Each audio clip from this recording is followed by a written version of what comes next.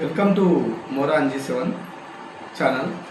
మన ఛానల్ని సబ్స్క్రైబ్ చేయండి, షేర్ చేయండి. Good evening friends. మనము డిస్కస్ చేస్తున్నాం ఒక్కొక్క టాపిక్ని, అలాగే మనం రివిజన్ కూడా చేస్తున్నాం. ఇప్పుడు వచ్చి మనము శాసనాలు, భారతదేశ ముఖ్య శాసనాల గురించి తెలుసుకున్నాం. అశోకుని శాసనాలు వచ్చేసి బబ్రు శాసనం, మస్కీ శాసనం, ఎర్రగుడి శాసనం. చక్రవర్తులు ఎవరు? అశోకుడే. ఇందులో అంశం ఏముంటుంది?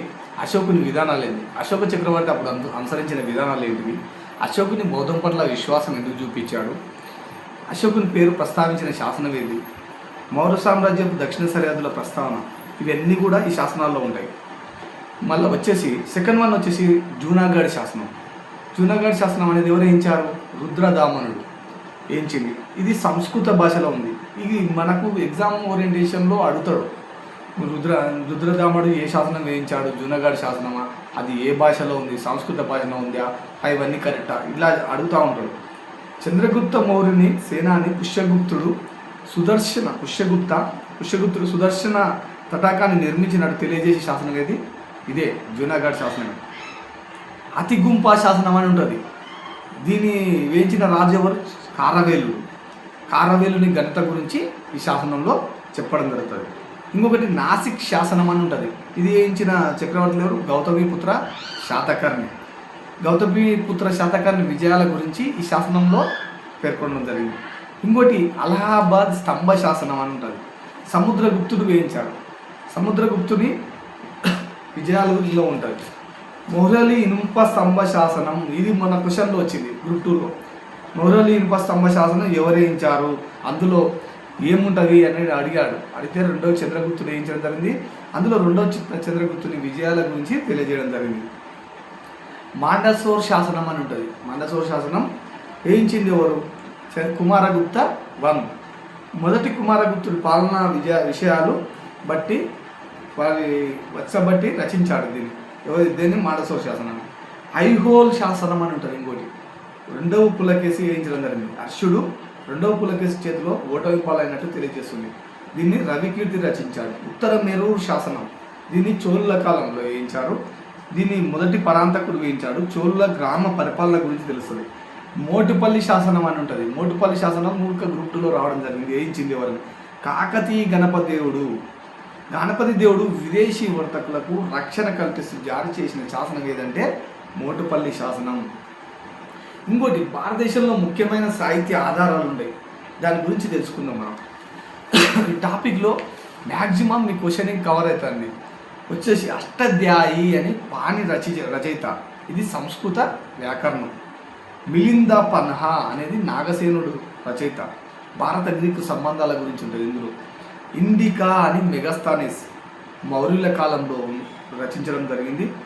ముద్ర రాక్షసం విశాఖదత్తుడు వేయించారని దీనిలో చంద్రగుప్త మౌర్యుని విశేషాల గురించి తెలియజేయడం జరిగింది. అర్థశాస్త్రం కౌటిల్యుడు రచించడం జరిగింది. మౌర్యుల పరిపాలన వ్యవస్థ, మౌర్యుల పాలనలో గ్రామం ఎట్లా ఉండే, పట్టణాలు ఎట్లుండే, ఇవన్నీ గురించి కూడా ఎందులో ఉంటుంది? మామూలుగా అర్థశాస్త్రంలో వివరించడం జరుగుతుంది. మాలవిగాగ్ని మిత్రం కాళిదాస రచన. ఇది వచ్చి శృంగరాజుల గురించి చరిత్ర గురించి తెలియజేస్తారు. శృంగరాజుల చరిత్ర గురించి తెలియజేయడం జరిగింది.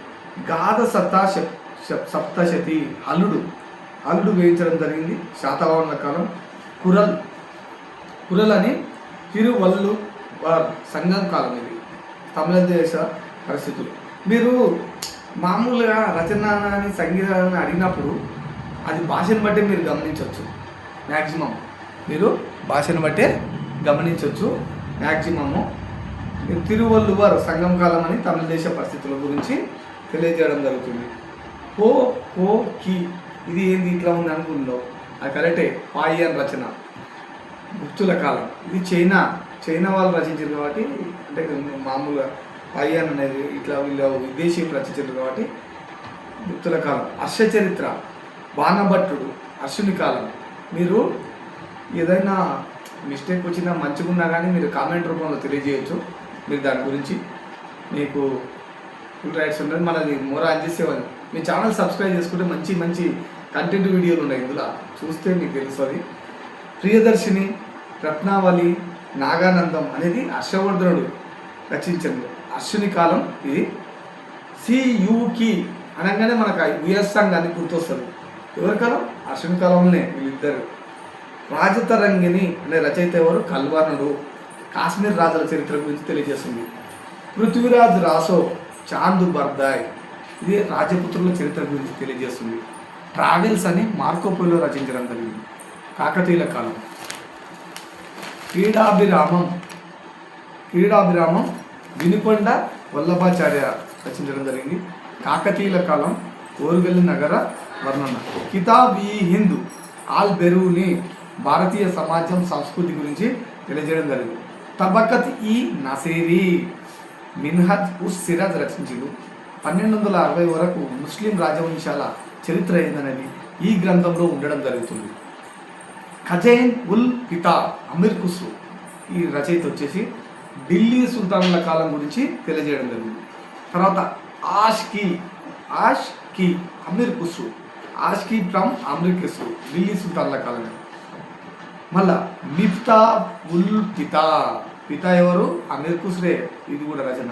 జలాలుద్దీన్ దండయాత్రల గురించి తెలియజేస్తాడు. తారికి ఫిరోజ్ షాయి చాలా ఎగ్జామ్లో రావడం జరిగింది. జియావుద్దీన్ బరాని, షాయి ఇస్ బరాని, తుగ్లక్ వంశస్థుల చరిత్ర గురించి తెలుస్తుంది. కుతాబుస్ సలాటిన్ ఈజ్ ఇసామి రచన. బహుమని సామ్రాజ్యం గురించి. బహుమనులు ఎక్కడ ఉన్నారు? తుంగభద్ర నది తీరాన ఉన్నాడు. కర్ణాటక సరిహద్దుల్లో ఉన్నాడు.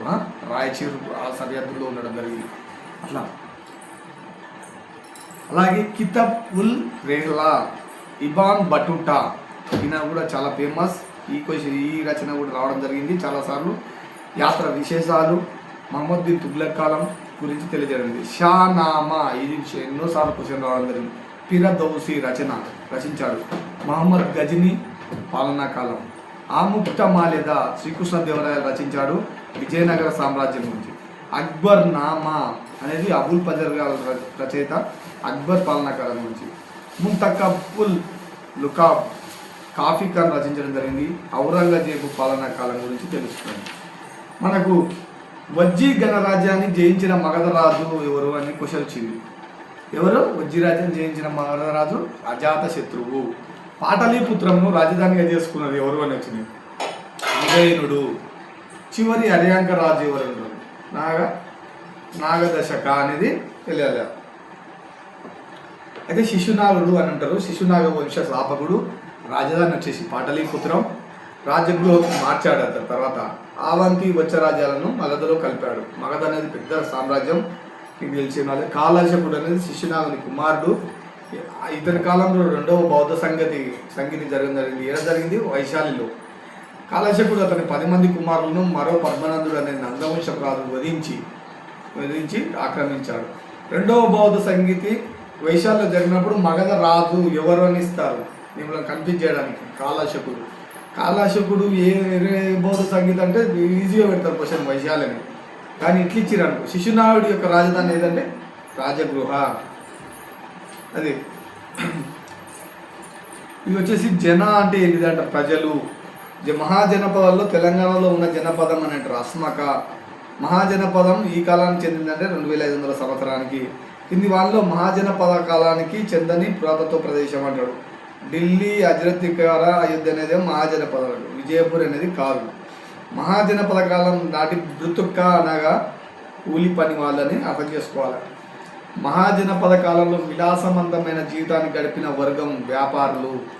రైతులు రాజుకు చెల్లించే పంటలో ఎన్నో భాగం అని అంటాడు, 6వ భాగం. మగధను పాలించిన మొదటి పాలకుడు బింబిసారుడు. మగధ రాజ్యానికి ఉత్తరంగా ఉన్న గణతంత్ర రాజ్యం ఇది వజ్జి. గణరాజ్యాలను చెందిన బోధకుడు బుద్ధుడు. భారతదేశ చరిత్రలో నందవంశ రాజుల ప్రత్యేకత వచ్చేసి రాజ్యాధికారం పొందిన మొదటి శూద్రుడు. మగధ రాజులు కింది వాడిని సరిగా జతపరచమని అంటారు. జతపరచంలో కూడా ఇస్తారు. మహాపద్మనందుడు, ధననందుడు, చంద్రగుప్తుడు. ఇతర చంద్రగుప్తుడు ఎవరంటే మౌర్య వంశ స్థాపకుడు ఉగ్రసేనుడు, అలెగ్జాండర్ సమకాలీనుడు. చంద్రగుప్తుడు అన్నం కూడా ఏమొస్తుంది? మౌర్యవంశ స్థాపకుడు. ఏ అని గుర్తుపెట్టుకోవాలి, 2 ఉన్నాయి. అప్పుడు ఏంది? మహాపద్మనందుడు ఎవరికి? ఉగ్రసేనుడు సమకాలికుడు. ధననందుడు వచ్చేసి అలెగ్జాండర్ సమకాలికుడు. చంద్రగుప్తుడు వచ్చేసి మౌర్యవంశ మౌర్యవంశ స్థాపకుడు. ఇలా గుర్తుపెట్టుకుంటే మీకు చాలా ఇది. గణరాజ్యాలకు చెందిన బోధకుడు వచ్చేసి బుద్ధుడు. ఇది గుర్తుపెట్టుకోవాలి. 2000 సంవత్సరం కాలం నాటి కాల క్రితం 2500 సంవత్సరాల కాల క్రితం ఏర్పడిన మహాజనపదాల సంఖ్యని 16. మహాజనపదాలు ఈ నది తీరంలో అధికంగా స్థాపించబడ్డది. గంగా నది తీరంలో మీరు చూస్తే గుర్తుపడుతుంది. బీహార్, ఉత్తరప్రదేశ్, ఉత్తరాఖండ్ ఈ ఏరియా నుంచి మహాజనపదాలు, అక్కడ ఢిల్లీ ఈ ఏరియాలో గంగా నది ప్రవహిస్తుండే. మీరు ఇట్లా తీసుకుంటే గంగా నది అని గుర్తుంటుంది. మహాజనపద కాలంలో గహపతి అనగా యజమాని.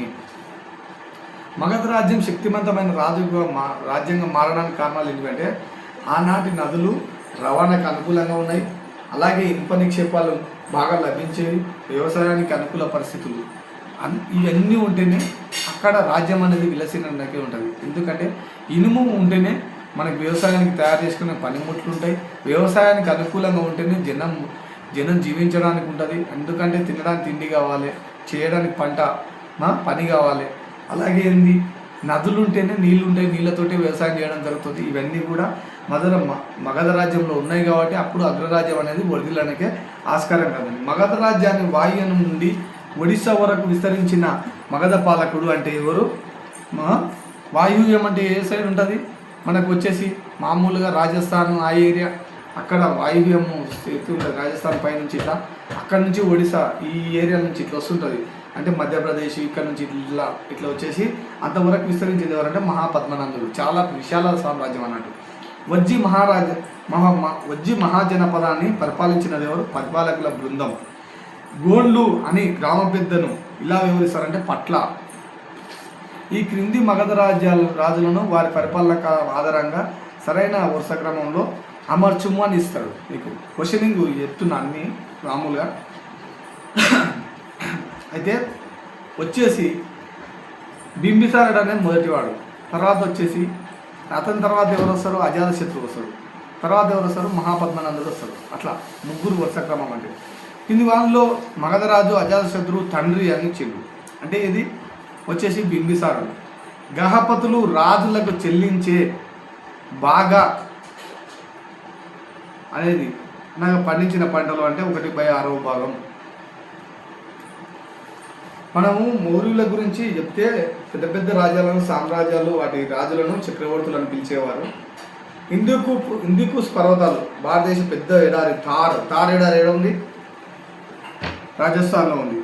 గుజరాత్ గంగా సింధు నది లోయలో మాల్వా పీఠభూమి, అతి విస్తారవంతమైన మధ్య భారతదేశ అడవులు, కృష్ణ, తుంగభద్ర, గోదావరిలో ఇవన్నీ కూడా మౌర్యుల పరిపాలన ఉన్నది. మీకు అందుకే మౌర్యుల పరిపాలన అంటే భారతదేశాన్ని ఏకం చేసి ఏలినారు అని చెప్తారు మామూలుగా మౌర్యుల స్థాపనతో దేశం అంధకారం నుండి వెలుగు యుగంలోకి వచ్చిందని విఏ స్మిత్ అనేటైన ప్రవేశించిందని చెప్తారు అన్నాడు. మామూలుగా మనకు వీళ్ళ కాలంలో మౌర్యుల కాలంలో ఎవరెవరు రచించారంటే సామ్రాజ్యం తెలుసుకోవడానికి అర్థశాస్త్రం ఇంతకుముందు చెప్పిన చంద్రగుప్త మౌర్యుని మంత్రి కౌటిల్యుడు రచించడం జరిగింది. ఇండికా గ్రీకు రాయబారిన మెగాస్థానీస్ రచించాడు.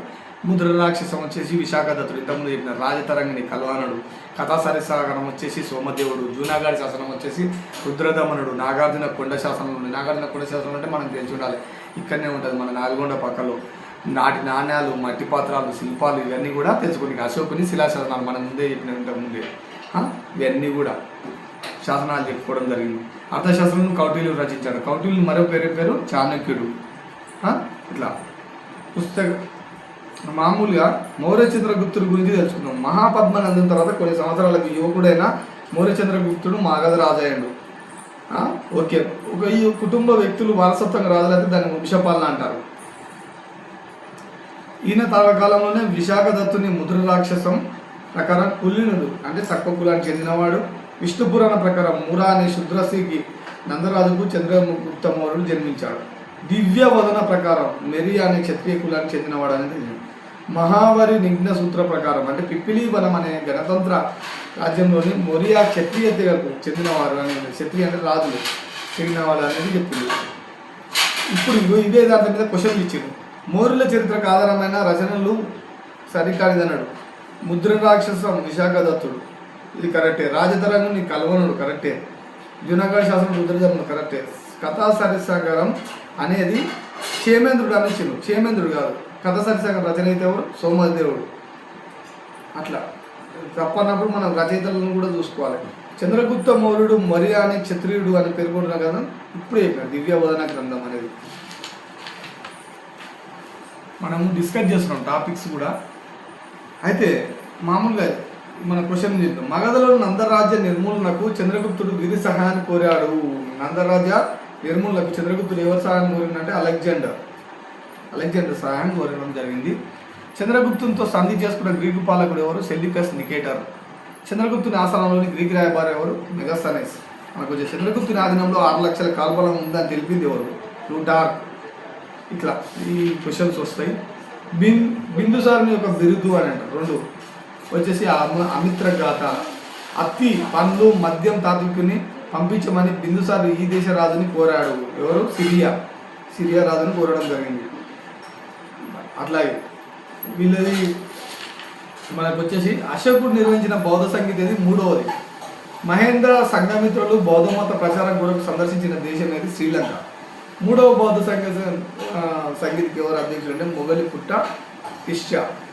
బౌద్ధ సంగీతి నిర్వహించిందేమో అశోకుడు, కానీ దానికి అధ్యక్షుడు వహించిందేమో మొగలిపుట్ట తిస్సా. ఇది గమనించాలి. మౌర్యుల తూర్పు పశ్చిమ ప్రాంతాలకు ఏకం చేసినది ఎవరు? సంప్రీతి. చివరి మౌర్య చక్రవర్తి బృహద్రువుడు సంబంధించింది. విభాగం వీళ్ళ మౌర్యుల రాజ్య పరిపాలన భాగాల గురించి క్వశ్చన్ రావడం జరిగింది. రాజ్యం అధిపతి ఎవరు? చక్రవర్తి. జనపదానికి కుమారులు గవర్నర్లు. ప్రాదేశికాలకు పురుషాశాలు గ్రామం. గ్రామం వచ్చేసి గ్రామికుడు. రాజ్యము, జనపదం, ప్రాదేశికాలు, గ్రామం. వీటిలో 4 ఉంటే 4టికి రాజ్యానికి చక్రవర్తి అధిపతి, జనపదానికి రాకుమారులు గవర్నర్ల అధిపతి, ప్రాదేశికాలు పురుషాపాలు అధిపతి, గ్రామం గ్రామికుడు అధిపతి. మౌర్యుల సైన్యాన్ని పర్యవేక్షించినది మౌర్య అంటే 30 మంది సభ్యుల కమిటీ. మౌర్యుల రాజ్యంలోని ప్రాదేశికం యొక్క పాలనాధిపతి వచ్చేసి పురుషాశాల అంటారు. ఇలా క్వశ్చన్ రావడం జరిగింది. వీళ్ళ మీదనే మన దేంట్ల నుంచి వస్తుందని. భూమి శిస్తు వసూలు చేసే అధికారి పేరు ఏంది? గోపా అని అంటారు. ఎవరు? మౌర్యుల కాలంలో. సివిల్ న్యాయస్థానంలో గల పేరు అంటేది ధర్మస్థియ. పట్టణ పరిపాలనకు అధ్యక్షుడు ఎవరికంటే నాగరిక. దీనికి గుర్తించుకోవడం చాలా ఈజీ. నగరాలు అంటాము, దాన్ని నాగరిక అనుకోవాలి. పాటలీపుత్ర నగర పరిపాలనకు సమీకరించి కౌన్సిల్ సభ్యులు ఎంతమంది అంటే 30 మంది. మనం ఇట్లా ఇది వచ్చేసి మెగాస్థానిక్స్ రచనల ప్రకారం నాటి సమాజంలో కులాల సంఖ్య ఎంత అంటే 7. శ్రీకృష్ణుని బోధనల ఆధారంగా ఏర్పడిన మతం వాసుదేవ మతం. మౌర్యుల కాలంలో బాగా అభివృద్ధి చెందిన భాష వచ్చేసి 2 ప్రాకృతం. ప్రాచీన భారతదేశంలో 84,000 స్తూపాలు నిర్మించినది అనేది అశోకునిచే నిర్మించబడిన అద్భుతమైన స్తూపం గల ప్రదేశం అనేది సాంచి. భారత జాతీయ చిహ్నం అశోక స్తంభం నుండి గ్రహించడం జరిగిందంటే సారనాథ్. మౌర్య సామ్రాజ్యము అంతం చేసినది మౌర్యుల సేనాని వచ్చేసి పుష్యమిత్ర శుల్లుడు. అశోకుడు మరణించిన సంవత్సరం వచ్చేసి 232 క్రీస్తు పూర్వం. మనము ఈ ఏమేమి క్వశ్చన్లు ఎళ్ళ నుంచి వచ్చినాయి అనే దాని గురించి మనం విపులంగా చెప్పుకోవడం జరిగింది. అవి వచ్చేస్తే మనకు మామూలుగా సాహిత్య గ్రంథాల నుంచి ఇక్కడి వరకు చెప్పుకోవడం జరిగింది. మామూలుగా మీకు ప్రతిరోజు రివిజన్ టాపిక్స్ ఉంటాయి. ఆ రివిజన్ నుంచి మీకు కొన్ని క్వశ్చన్స్ మీకు అందించడం జరుగుతుంటుంది. మీరు దీన్ని తీసుకొని మన ఛానల్ నేమ్ వచ్చేసి మోరా అంజీ 7 MORAANJI7 అని కొడితే యూట్యూబ్లో రావడం జరుగుతుంది. మీకు మోటివేషన్ చేస్తున్న క్లాసెస్. మీరు ఒక్కటే గుర్తుపెట్టుకోవాలి, ఎవరైనా కానీ ఒక టాపిక్ తీసుకున్నప్పుడు మనం ఆ టాపిక్ నుంచి ఎలా వస్తున్నాయి క్వశ్చన్స్, ఎలాంటి మనం అడుగుతున్నాడా అనే ధోరణిలో చెప్తున్నారా లేదా, అలాగే టాపిక్లు అందరూ కవర్ చేస్తున్నారా లేదా అనే దాని గురించి నేర్చుకోవాలి. ఇప్పుడున్న సమాజంలో గ్రామీణ కానీ యువకులు కానీ పట్టణ యువకులు కానీ చదువు పైన ధ్యాస పెట్టకుండా మాదక ద్రవ్యాలని గంజాయి అని వినియోగించుకుంటూ చాలా వ్యసనాలకు లోనవుతూ చదువు మీద ధ్యాస మళ్ళిస్తలేదు. నేను చెప్పే రిక్వెస్ట్ ఒకటే, మీరు ఈ డ్రగ్స్ గంజాయి బారిన పడకుండా ఉండండి. మ్యాక్సిమం విద్య అనేది మీకు మీ తల్లిదండ్రులు మీ మీద ఎన్నో ఆశలు పెట్టుకున్నారు. ఈరోజే అనౌన్స్ చేశారు 17,992 పోస్టులు కానిస్టేబుల్ SI ఉన్నాయి మీకోసం. నోటిఫికేషన్ పడలేదు అనకుండా మీరు చేసే ప్రయత్నమే మిమ్మల్ని గెలిపిస్తుంది. అది మార్నింగ్ రన్నింగ్ నుంచి మొదలు పెడితే నైటు చదువుకొని మీరు జాబ్ సాధించే వరకు ఇప్పుడు నేను కానిస్టేబుల్ వర్క్ చేస్తున్నానంటే ఎన్నో రోజుల శ్రమ, దాని వెనుక ఎన్నో రోజుల ఎన్ని ప్రయత్నాలు, ఎంత చదువు, ఇవన్నీ కలిస్తేనే మనకు జాబ్ రావడానికి ముఖ్యంగా తోడ్పడినది ఒక వ్యక్తి. కానీ మనం దాని నుంచి మనకు కొంతమంది ఇన్స్పైర్ అంటే మామూలుగా చెప్పి ఒక దారిలోకి తేవడానికి మన ఛానల్ మోర్ ఆంజీ 7 అనేది ఛానల్ని స్టార్ట్ చేసినాం. అందులో 400 వీడియోస్ ఉన్నాయి. మీరు సబ్స్క్రైబ్ చేసుకుంటే బెల్ ఐకాన్ మీద క్లిక్ చేస్తే మీకు మన ఛానల్లో ఉన్న అన్ని వీడియోస్ రావడం జరుగుతుంది. Okay friend, thank you. ప్రతిరోజు మీకు రివిజన్ క్లాస్ ఉంటుంది, టాపిక్ ఉంటుంది, మీకు ప్రతిరోజు అందించడానికి ట్రై చేస్తాను. Thank you friends, thank you.